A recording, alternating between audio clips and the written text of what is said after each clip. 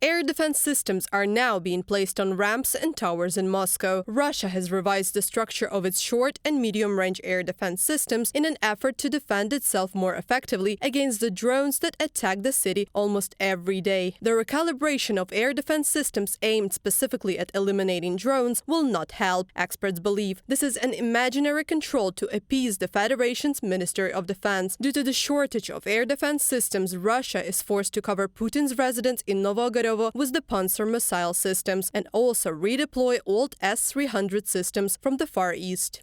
These Panzer systems are rather pointless because they were put in place last year, but somehow you don't hear or see them shooting down too many drones. Usually electronic warfare systems land these drones or make them fall, but I haven't heard anything about Panzer missile systems. Experts believe that it will be problematic for Russia to make up for the shortage by producing new air defense systems in the foreseeable future.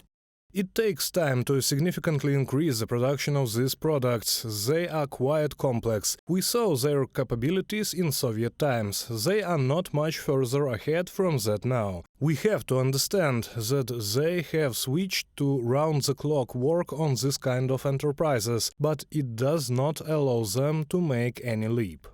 General Surovikin, whose arrest after the June rebellion of the Wagner PMC was reported by sources, is now in charge of air security in Russia. Surovikin will now be responsible for the functioning of the joint air defense system of the CIS member states, according to the Institute of the Study of War. Surovikin's move to a leadership position with the CIS is consistent with previous patterns of the Russian military leadership, shifting disgraced and ineffective commanders to peripheral positions far removed from Ukraine without discharging them from the Russian military entirely, from a report by the Institute for the Study of War.